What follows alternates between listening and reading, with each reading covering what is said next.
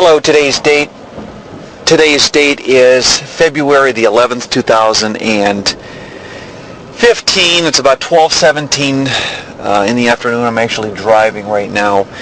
And the name of this video is clarifying the misconceptions of MGTOW and TFL, or TFL and MGTOW.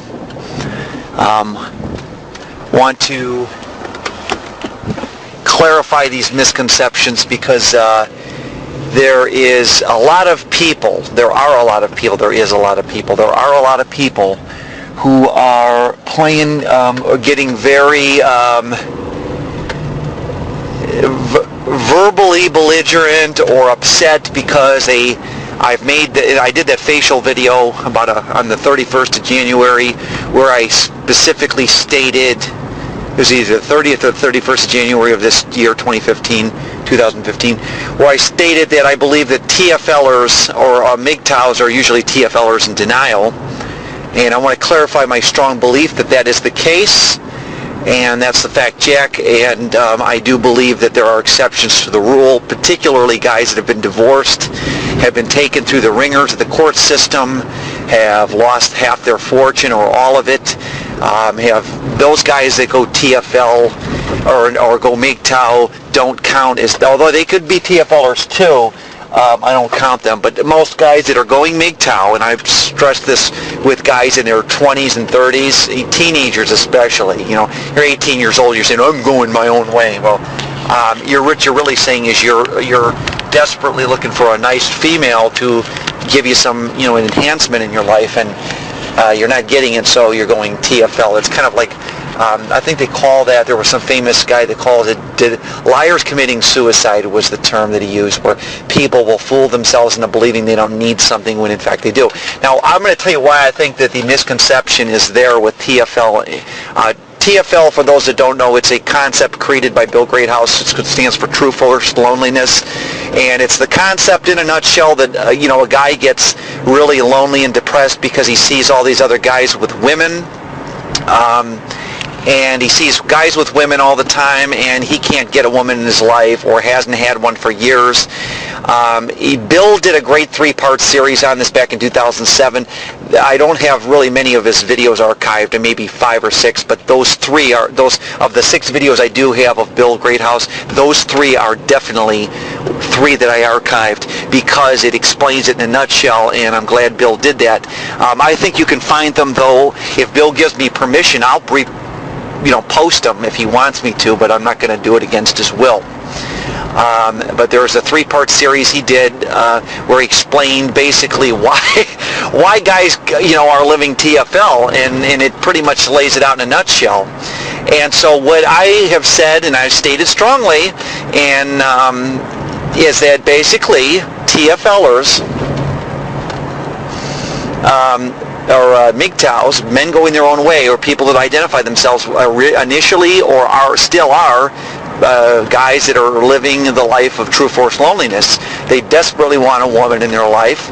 They can't get one, and so they rationalize in their own mind that they don't need one, so I'm going my own way. Now, I'm going to say this. It's not a shaming tactic here. This is not about shaming you. Oh, you're just saying that because you can't get laid, or you can't get a woman in your life to love you and give you all the love and affection that you need. This is not a shaming audio video, whatever. This is actually an audio random in my car. But what it's doing is it's just kind of laying out the idea that you got to be realistic about this. Leaving shaming comments on my channel, I haven't been editing these comments. As long as you don't troll my channel, I'm not going to block you from my list. You can say whatever the heck you feel like saying on my channel. I've got I've got people trolling my channel all the time and leaving. I've got some videos have had more thumbs down than thumbs up, which I'm thinking that the trolls are opening up multiple accounts. But I'm not going to, I don't want to get into that too. It's another issue. Getting back to this issue, TFL and MGTOW, what happens is this: guys are lonely, they're depressed, they spend their 20s or 30s teens through their early 30s trying to get a woman. They can't find one. They go on OkCupid. They do all this stuff, and they can't find somebody. And lo and behold, they become a MGTOW, men going their own way. Again, the exception of the rule is that guys that maybe were former TFLers that now realize that the juice isn't worth the squeeze, to put it in the words of pussy beggar Barbarossa, that's his own words. But Barbarossa's not well, he might be TFL, but he calls himself MGTOW, but let's not get into Barbarossa now. So there's one particular famous MGTOW out there who I've mentioned in my comment section, but I'm not going to mention his name because I don't want to start an internet YouTube war over this, because I could really shut this guy down if he got in my face about this on YouTube. But he's a TFLer in my opinion, and he's done a phenomenal set of videos on the MGTOW. He finally crossed the Rubicon, if that's the right word or expression to use, where he went from being TFL to saying, look, you know what, I'm so numb to women now that I don't even need them.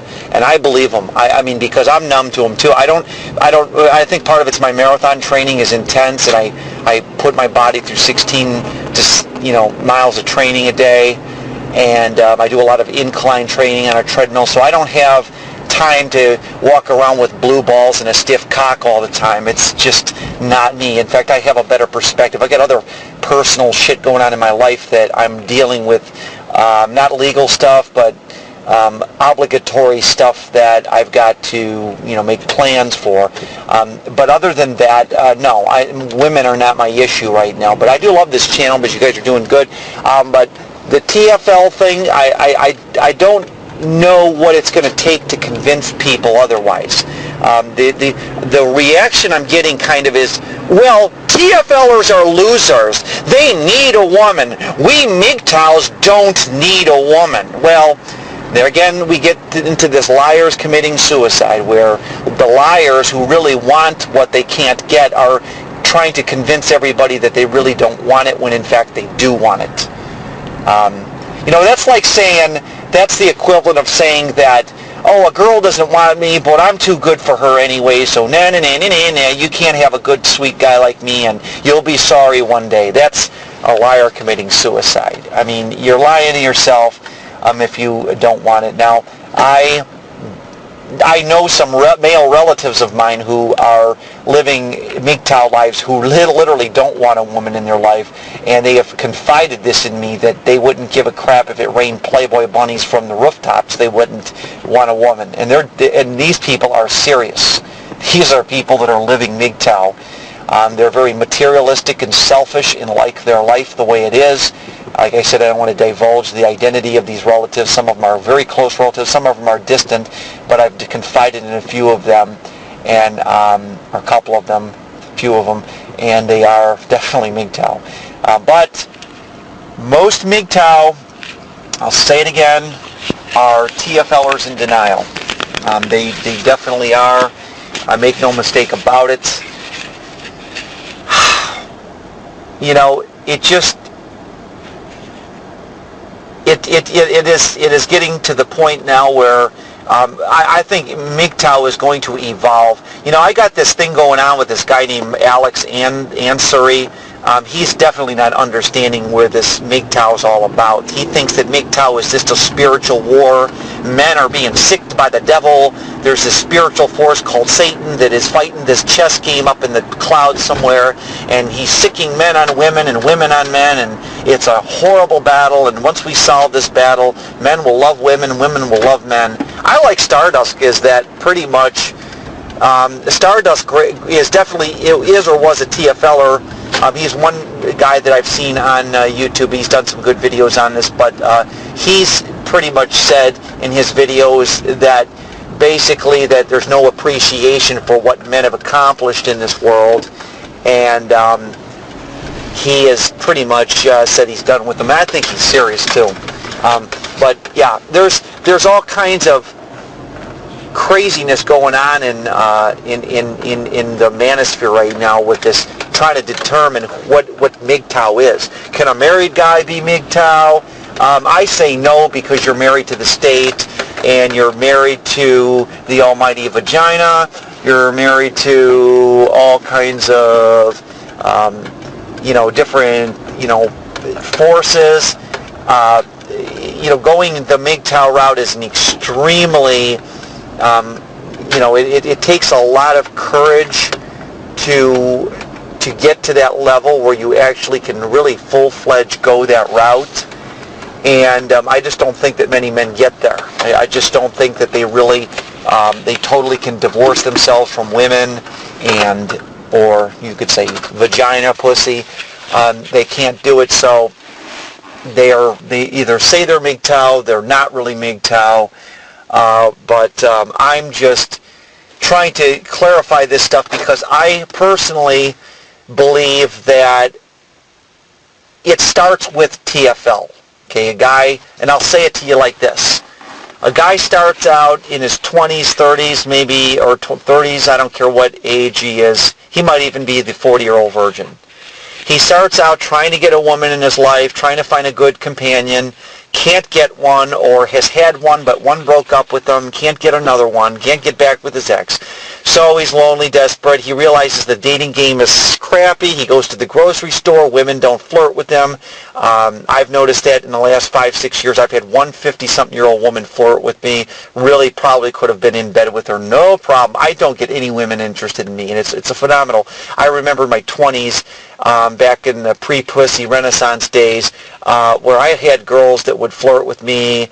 I mentioned one in a Walmart one time that was getting real close. Every time I would back up, she would move in. It was driving me crazy almost. I was wanting to push her out of the way. It's like, get the hell out of my face, girl. I want to get the hell out and get my spark plugs, and boom. But that doesn't happen anymore. I think one guy alluded that it's age. But anyways, long story short, you get lonely, you get desperate, and then you say, well, I don't need a woman anyways, and you go MGTOW. Now, MGTOW is men going their own way. Now, what happens in MGTOW is you graduate to a level where you start to realize after you've been rejected by women, you might be bitter about it, but what happens is, and by the way, being bitter is reactionary, is justified. It's not some crappy, you're just bitter because you're not getting the kind of attention that the good-looking guys are getting, or you're just jealous because you ain't getting laid, or you're just jealous of rich people. I had one guy tell me one time that I was bitter because I was commenting about the rich people, and he says, it appears to me you're very bitter. And he was using the old bitter shaming tactic, the meme. I talked about memes last time. So you get into this crap with this. It starts out like this with TFL. You get bitter. You deal with this. Then when you graduate to MGTOW, when you're serious about MGTOW, as such is the case with Stardust, I think what happens is you get to a point where you get so numb to the female vaginal orifice, so numb to the needs of females, so numb to the fact that even if a woman is unjustly abused by a man, you stop feeling empathy because you realize for every woman abused by a man, there's probably 10 men being physically and or a combination of court system-wise abused by women. Verbally over long-term periods of time, it becomes an issue. So you start to get numb, and I can tell you something, I'm not bitter. I mean, I don't think I would personally get involved in a physical dispute if a guy was hitting a woman. I might just I would call 911. I definitely would. I'd say, look, there's a guy out here in a parking lot, whatever, slapping his woman, but I definitely would not play the white knight. Several reasons behind that. Number one, you'll get you killed. Number two, maybe the woman has been agitating. Maybe they have their own thing. Maybe they break up constantly, and she goes back to him, and she lovey-doveys him, and then he slaps her some more in the parking lot, and he lovey-doveys. They had this one thing one time I remember where there was this ATM caught. This is black and white video of it. This ATM caught this guy physically picking this girl up and walking her to her car. I mean, he literally grabbed her and put us over her shoulder like he was kidnapping her.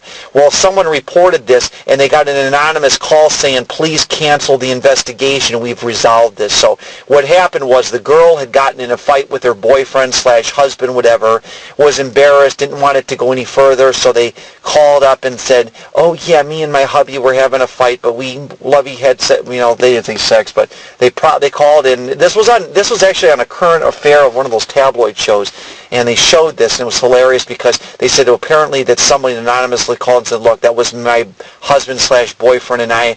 And so I don't know would I get involved in a situation like that? No, I definitely wouldn't. Years ago, yeah, I'd be the white knight and do all that stuff. But you start to become numb to this stuff.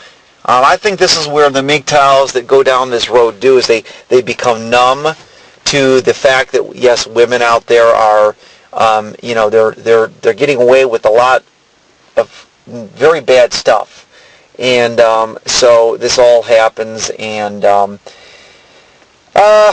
yeah, it happens, and it's just the way it is, and so guys become numb to this crap, and it just becomes a thing where you go to the grocery store, like I said, you don't get flirted with, you try to approach women in a very surreptitious way, and of course the PUAs will say they can read your aura, they can read your vibrational energy, yada yada yada. Yes, you've gone through all that stuff, so you become MGTOW, and you now are serious about it. You graduate to MGTOW. Let me make this point here to you guys in your early 20s. I'm 44 years old. I don't give a shit if you're graduating from medical school at the top of your class at age 26. You are never going to tell me at 26 you know more than me at 44. You have not lived my life. You've not gone in and vacillated.